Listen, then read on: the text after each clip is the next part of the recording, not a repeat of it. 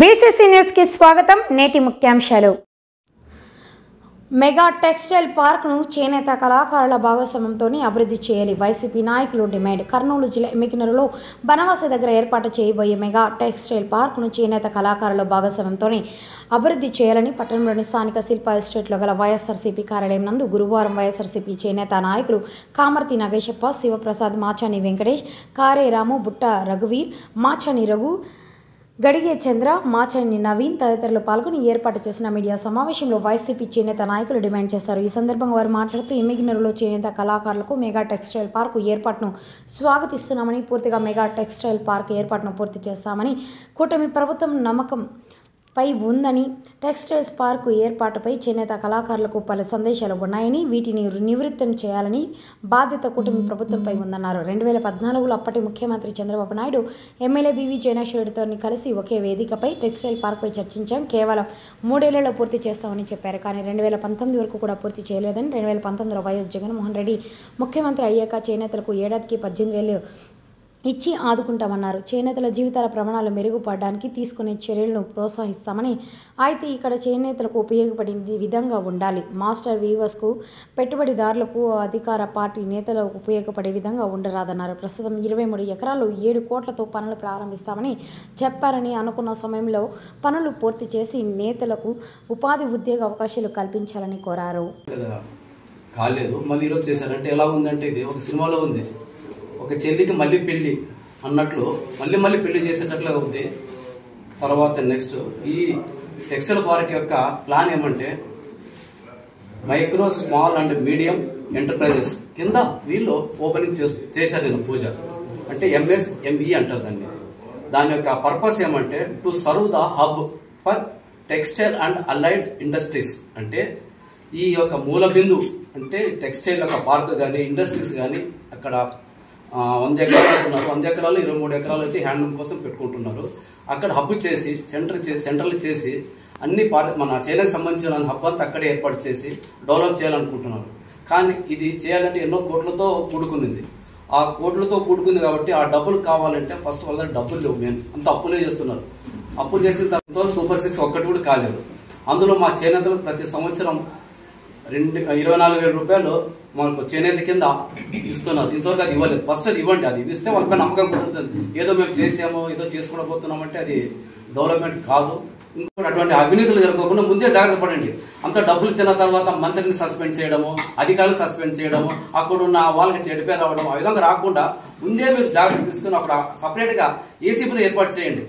చేస్తే అక్కడ వాళ్ళతో మీరు చేయించుకోనండి. అంటే ఎవరు స్కామ్ ముందే తెలిసిపోతుంది. హుషారుతో పడతారు, బ్రహ్మాండంగా హ్యాపీగా పనులు చేసుకుంటారు. ఎక్కడ స్కామ్లు జరగదు కాబట్టి ముందే మీరు హుషారు పడి అక్కడ వర్క్ చేయించుకోండి. గ్రామంలో 77 ఎకరాలు టెక్స్టైల్ పార్కు శంకుస్థాపన చేయడం జరిగింది. గతంలో కూడా చేయడం జరిగింది, మరి ఇంకొకసారి చేయడం జరిగింది. మరి టెక్స్టైల్ పార్క్కి ఏమి కావలసిన వనరులు, లేకపోతే ఇప్పటి వరకు ఏమన్నా చేనేతలను గుర్తించి వీళ్ళకి అక్కడ పని కల్పిస్తామని కానీ, లేకపోతే వాళ్ళకి ఏ విధమైన రూపంలో అక్కడ పని కార్యరూపం దాల్చడానికి ఏ విధమైన యాక్షన్ ప్లాన్ చేయడం కానీ జరిగిందా? లేదు.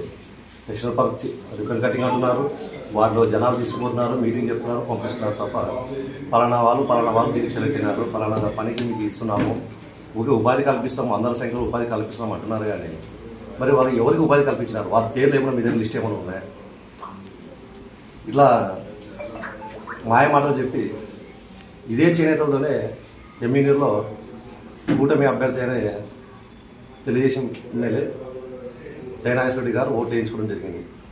మరి పని చేయడానికి ఆయన ముందుకు వస్తున్నారా, లేకపోతే ఏదో రిబ్బన్ కటింగ్ చేసుకోవడానికి మినిస్టర్ని, అధికారులను పిలిపించుకొని హంగామా చేయడానికి టెక్స్టైల్ పార్క్ వాడుకుంటున్నారు? అది వాళ్ళ విజ్ఞతగా వదిలేస్తుంది. ఈ గవర్నమెంట్లో జగన్మోహన్ రెడ్డి గారు కరోనా టైంలో ఎంత ఇబ్బంది ఉన్నా కూడా డిసెంబర్ 21వ తారీఖు ఆయన బర్త్డే సందర్భంగా నేతన్నేసం వదలడం జరిగింది.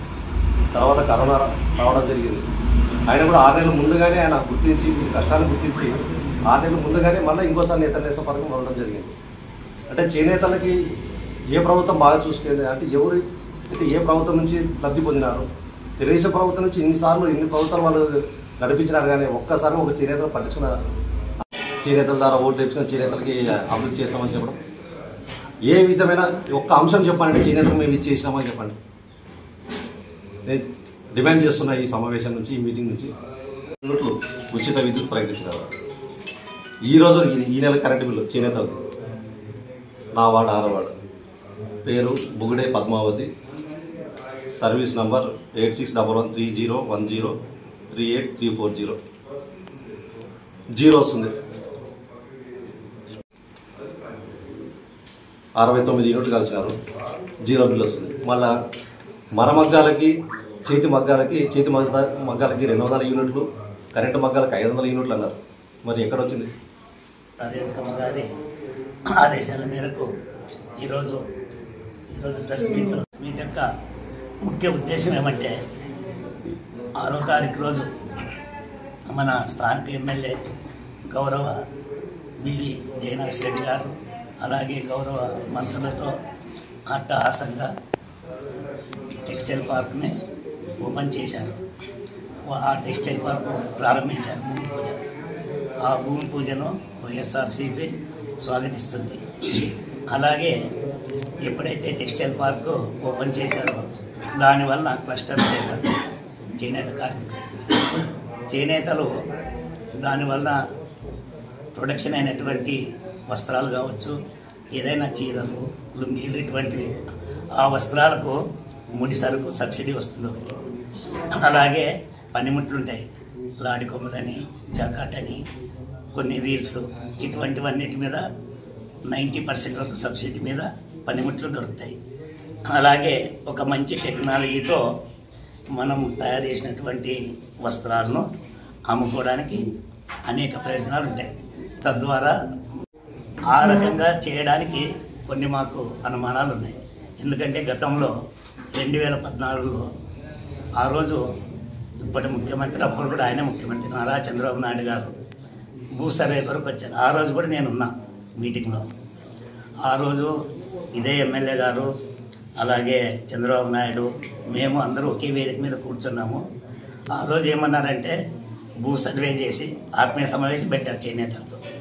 భూ సర్వే చేసి వితిన్ 2-3 ఇయర్స్లో చేనేత వాళ్ళందరికీ ఉపాధి వస్తుంది, దానికి అనుబంధమైనట్టు చేనేతకు అనుబంధమైనట్టు ఏవైతే పరిశ్రమలు ఉన్నాయో అవన్నీ తెచ్చి చూపిస్తామని చెప్పారు.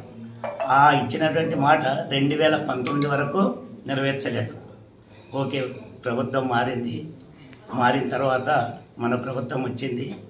మన ప్రభుత్వం వచ్చిన తర్వాత మన ముఖ్యమంత్రి, మాజీ ముఖ్యమంత్రి జగన్మోహన్ రెడ్డి గారు మన చేనేతల యొక్క కష్టాన్ని గుర్తించి వెంటనే వైఎస్ఆర్ నేతన నేస్తం కింద ప్రతి ఒక్కరికి ముడి సరుకు, గత ప్రభుత్వం అయితే ముడి సరుకులు సబ్సిడీ ఏమి ఇవ్వలేదు. కాకపోతే మన చేనేత కార్మికులందరూ బాగుండాలనే ఉద్దేశంతో ముడి సరుకు కింద దానికి 24,000 రూపాయలు నేత నేస్తం కింద మంజూరు చేశారు. దానివల్ల ప్రజలు ఎటువంటి ఉపయోగపడినారంటే కుటుంబంతో పాటు ఏదైతే మగ్గానికి కావాలో ఆ ముడి సరుకులను తెచ్చుకుని జీవితం బాగా గడిపినారు. ముందుగానే ఒక 6 నెలల ముందనే ఇచ్చి చేనేతలు ఆగుతున్నారు. కాబట్టి చిత్తశుద్ధి వైఎస్ఆర్ జగన్కే చేనేతల మీద చిత్తశుద్ధి ఉంది. మన ఈ కూటమి ప్రభుత్వం వచ్చిన తర్వాత కేవలము ఓట్ల కొరకు మీకు అది చేస్తాం ఇది చేస్తాం అనేటువంటి 200 యూనిట్లు కింద మీకు చేనేత 200 యూనిట్లు కరెంట్ ఇస్తామన్నారు. అలాగే తల్లికి 100 ఇస్తామన్నారు. ఎన్నెన్నో సూపర్ స్టార్ చెప్పి చివరకు డబ్బు లేదన్నారు. డబ్బు లేదని పథకాలు అమలు చేయలేకపోగా 47,000 కోట్లు తెచ్చి కూడా 1,47,000 కోట్లు తెచ్చి కూడా ఎందుకు చేశారో లెక్కాచారం లేనట్టుగా చేశారు. అదంతా ప్రభుత్వం యొక్క నిర్వహణ అనుకోండి. తర్వాత ఈ యొక్క క్లస్టర్ మీద అదొక అనుమానం. అంటే ఆ రోజు భూ సర్వే చేసి ఇంతవరకు ఓపెన్ చేయలేదు, అదొకటి. క్లస్టర్ ఓపెన్ చేస్తారనుకోండి, మౌలిక సదుపాయాల కొరకు 23 ఎకరాల్లో ఇప్పుడు క్లస్టర్ ఓపెన్ చేయడానికి 6 కోట్ల 7 కోట్ల వరకు మౌలిక సదుపాయాల కొరకు ఇచ్చారు. ఆ మౌలిక సదుపాయాలకు 7 కోట్లు ఇచ్చారని వాళ్ళు చెప్తున్నారు. కానీ చంద్రబాబు నాయుడు గవర్నమెంట్, ఈ కూటమి ప్రభుత్వం ఎట్లా ఉంటుందంటే చెప్తారు, కానీ దానికి ఇది ఆర్థిక వనరులు బడ్జెట్లో కేటాయించారనమాట. చెప్పే వరకే ఉంటుంది. కానీ ఫస్ట్ ఆ 7 కోట్లు ఏమున్నాయో ఫస్ట్ ఆ మౌలిక సదుపాయాలకి, అంటే డ్రింకింగ్ వాటర్ కావచ్చు, ఇట్లా ఉంటుందంటే గవర్నమెంట్ అధికారులు మెయింటైన్ చేస్తారా, లేదంటే ఎవరైనా ఒక ప్రైవేట్ వాళ్ళకు, అంటే ఇప్పుడు జగన్నాథ్ చుట్టూ ఉన్నారు ఇప్పుడు మాస్టర్ వ్యూవర్స్ అని ఉన్నారు. ఆ మాస్టర్ వ్యూవర్స్ యొక్క పని ఏమంటే వాళ్ళకు ఒక 5, 6, 10 మగ్గాలు ఉంటాయి. వాళ్ళ కాడ మన చేనేత సోదరులు మగ్గాలు నేస్తుంటారు.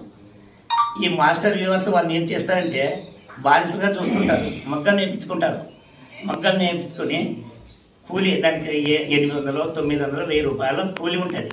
ఆ కూలి ఇవ్వడానికి కూడా ఈ మాస్టర్ వ్యూవర్స్ ఎట్లా సతాయిస్తుంటారంటే, మీరు నేసిన చీరలు మార్కెట్లో అమ్ముడుకోలేదు, తర్వాత రేటు లేదు, మాకు నచ్చితే ఫస్టర్స్ యజమానులు ఉన్నారో వాళ్ళే ఉన్నారు. ఏమైనా అటువంటి వాళ్ళకైనా ఇటువంటి ఉపాధి వాళ్ళకి ఇది కాంట్రాక్ట్ ఇచ్చారనుకోండి, మన చేనేత బతుకులు బాగుపడవు.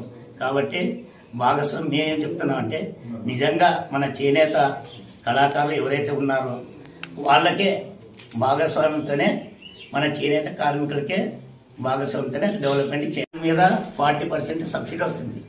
నాలాంటి వాళ్ళకి ఆ క్లస్టర్లో భూమి ఇచ్చి అన్ని సదుపాయాలు ఇస్తే నేను నా కుటుంబము అక్కడ పని చేసుకుని ఆర్థికంగా ఎదుగుతాను, లేకపోతే ఎక్కడ జరుగుతుందని చెప్పండి. కాబట్టి ఇదొక్క ఈ డౌట్ కూడా మనకు మన గౌరవ ఎమ్మెల్యే గారు, అలాగే ఈ కుటుంబ ప్రభుత్వం కూడా కొంచెం మాకు డౌట్స్ ఉన్నాయి. వీటిని కూడా మనకు క్లారిఫై చేయాలని ఈ సభాముఖంగా నేను వారిని విజ్ఞప్తి చేస్తున్నాను.